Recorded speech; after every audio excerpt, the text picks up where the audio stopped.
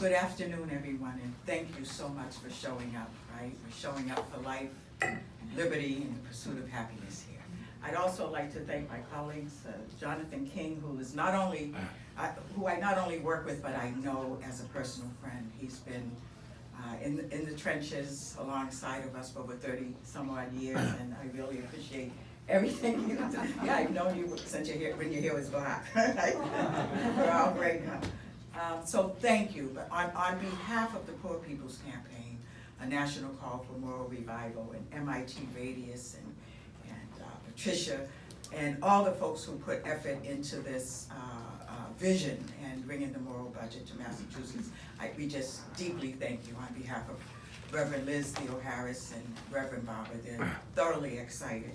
And of course, this morning, before 6 a.m., I did receive a text from Shelley Gupta Barnes' husband, and then we got on the phone immediately.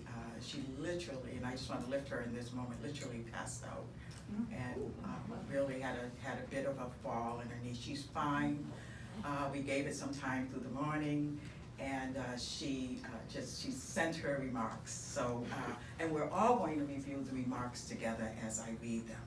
Okay, so again, my name is Sabina Martin. I grew up in Roxbury, Massachusetts, and I don't have to tell you today that 50 years ago, when Reverend Dr. Martin Luther King began talking about militarism, right, systemic racism and systemic poverty, and moreover, organizing across lines of division, that soon after he would be assassinated.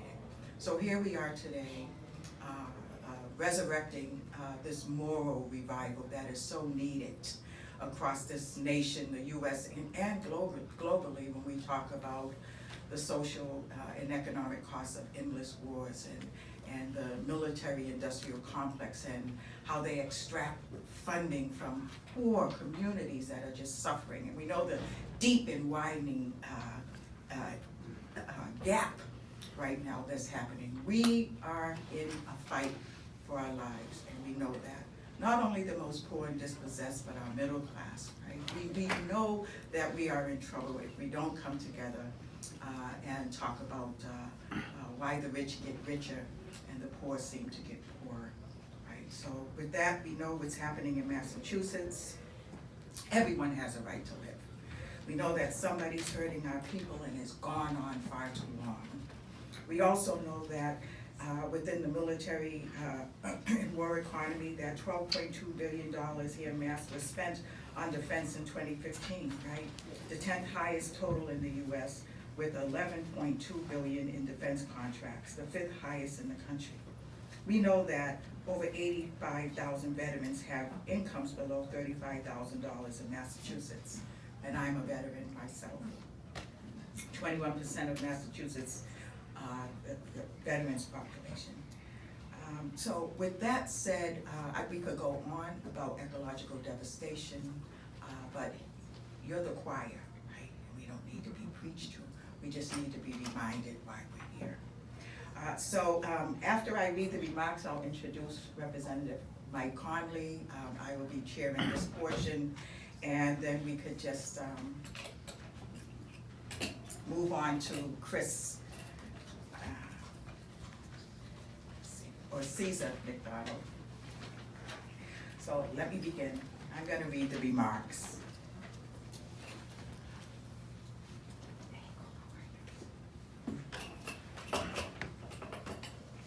So of course, Shelley apologizes for not being here this morning or this afternoon, and for this important conversation. And she states a conversation that is really about how we can turn this country around. The Poor People's Moral Budget is a challenge to some of those persistent, pervasive, and pernicious lies about poverty, racism, and the social injustices we face today. These lies tell us that wanting to provide our needs is too much to ask for, that there aren't enough resources to make it possible, and that if we just work harder, complain less, and pray more, we could make it. These lies blame the poor for their poverty. They blame people like Shannon, who was homeless here in Boston and was part of the Poor People's Campaign. They blamed her for being poor. Shannon sought medical attention, was told there was nothing to be done for her cancer. She needed to go home and get comfortable, but she was homeless and she was dying. She didn't get treatment. She didn't have a place to stay, and she didn't have a lot of time. Her death reveals the failure of our healthcare systems, our welfare systems, our economic systems, our political systems that prioritize military spending over healthcare, that prioritizes corporate welfare over the general welfare, that prioritize fossil fuels over living wages. The Poor People's Campaign is challenging those lies, as showing that Shannon is one of the 140 million who are poor or one emergency away from being poor, and who are struggling every day to make ends meet, or in many cases, make a way out of no way. More than a specific policy prescription, the moral budget shows that it is, in fact, possible to ensure voting rights, housing, education, healthcare, water, welfare, to meet all our needs, and to address climate change and good jobs and make the world more secure by cutting back our military. It shows that if we cut one military contract, we could expand Medicaid to 14 states, that if it had fair taxes on wealthy corporations and Wall Street, we could raise $886 billion to go towards building out our infrastructure and addressing climate change. If we invest in our education, every dollar will multiply more than 7 times over in the next generation. It shows that if we follow the needs and demands of the 140 million, we can grow our economy and revive the health and soul of this country. The moral budget shows that what we're asking for, what we're demanding, isn't just necessary, it's possible. And if that's the case, then the only thing holding things back is the political will. When Reverend Dr. King and others were organizing the 1968 Poor People's Campaign, he said that what they were doing was building something that could make the power structures of this country say yes when they might be desirous to say no. That's what we are doing here today. I know the folks here today are interested in creating a moral budget for Massachusetts. We need one in every state across the country and Massachusetts to get started so we can make the power structures of this country say yes, even though they've been telling us no for a very long time. And forward together, not one step back. Shali Gupta Barnes, Policy Director of the Cairo Center for Religious Rights and Social Justice.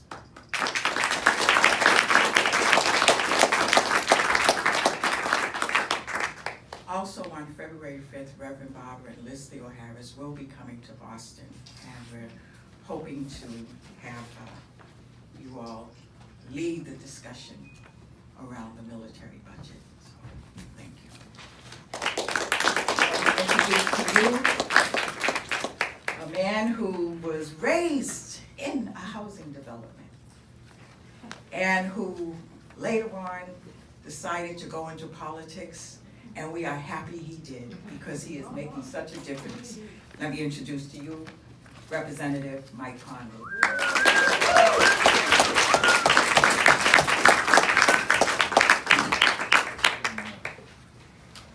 Wow, good afternoon, everyone. Yeah, it's wonderful to see this room filled with so many friends. Thank you, Jonathan King, for bringing us all together. Thank you, Savina, for delivering those open remarks, and thank you for those kind words.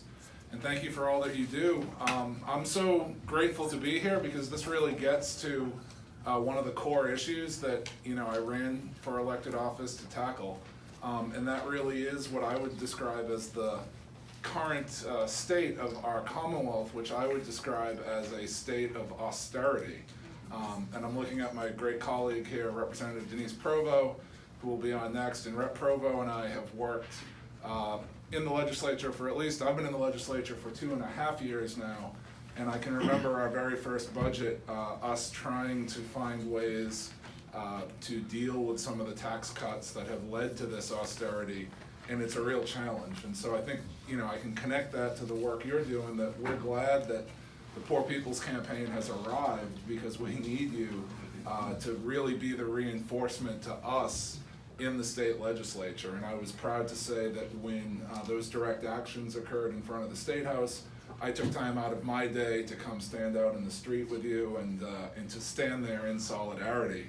And so I'm going to read from a couple things that I actually put on a blog post, which are all welcome to go check out on my state rep blog. It's available at repmikeconley.org. And this is a blog post I did heading into this year's budget process. We do the budget in the month of April for the House of Representatives in Massachusetts. And I titled this post, "Austerity in Massachusetts is a Moral Outrage. We need a people's budget." And in conversation with Jonathan, I've learned that there's been some thinking around the best way to articulate this. And so I think, from my perspective, a moral budget is also a wonderful way to express that goal of what we need. And so when I say we're in a program of austerity, what am I talking about? Well, if you go to the Mass Budget Policy Center, which again I would recommend to everyone, massbudget.org. It's a wonderful nonpartisan resource that will explain to you what's going on fiscally here in the Commonwealth. They did a report this year that shows if you took state tax revenue, state income that comes from our state tax collections, our fees and whatnot, and you compared what we collect today relative to the size of our economy, and then you go back about 20 years and you compare what we collected then relative to the size of the economy then, you will find that we are $5.95 billion behind where we were 20 years ago. So to put that in perspective for you, if you look at total state tax collections for the most recent fiscal year, our Commonwealth on its own collects about $24 billion in the previous fiscal year in terms of our own tax collections. Of course, we get a very large chunk of money, 16 to 18 billion from the federal government as well. So these issues really connect insofar as to the extent we can obtain a moral budget on the federal level, we can boost the money we get from the feds. But while we're working on that in Washington, D.C., we need to be very clear that we are also responsible as a Commonwealth for our own state of austerity. And probably the single biggest thing that has led to this nearly $6 billion contraction of state revenues is a series of income tax cuts that largely benefited the wealthiest households in Massachusetts. Cuts to capital gains income, cuts to dividends and interest income, as well as cuts to wage and salary income and other cuts. And those tax cuts that went into effect around the year 2000, those have cost us $4.15 billion annually when you adjust for inflation. And so again, for a state that as recently as the last fiscal year collected around $24 billion, you can imagine how much, when it comes to education, when it comes to housing, when it comes to transportation, how much we can't do, how much we are not showing up and providing for our constituents and for everyone because of the fact that we've had these tax cuts. And so what does it actually mean, in terms of what has happened in this program of austerity? The MBTA, by recent estimates, has a $9 billion state of good repair backlog, and Rep. Provo is going to talk more about the transportation situation in our budget. A report came out recently that we have 500 structurally deficient bridges in the Commonwealth of Massachusetts. That's after we completed an accelerated bridge repair program. There's still 500 structurally deficient bridges. A recent study came out that said it would cost $9.5 billion to deal with those structurally deficient bridges. We have a tremendous backlog in terms of maintaining our water systems, getting water out to communities, dealing with wastewater. I've seen estimates in briefings at the State House that say that backlog is in the ballpark of $9 billion. I see Mary from the Mass Teachers Association. When it comes to the topic of education, we're facing an absolute outrage in the the lack of fully funding education. I see I'm down to 1 minute. My goodness, I haven't gotten started telling you about the problems we have and the reasons why we need this movement. One quick point I'll make on housing.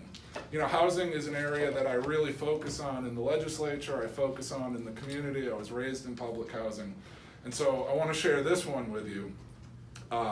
MRVP is the flagship housing voucher program in our state. This is the way that we support renters who are looking to stay and find an affordable apartment.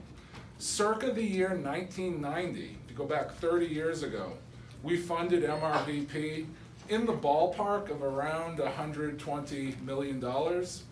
Over 30 years, the funding for our leading housing voucher program has flatlined in real dollars. And so I'll just wrap up by saying 30 years ago, our state provided 20,000 housing vouchers to support low-income tenants. Today, 30 years later, we do less than 9,000. It's an absolute outrage. And then if you look at family homelessness and you put these two things on a graph, you'll see that as this austerity has cut in to our housing supports, family homelessness has doubled over the last 10 years. So I could go on for probably hours telling you about how much work we have to do, so I'll just wrap up there to say thank you for bringing us together and count on me to be there with you as we work to try to address this. Thanks.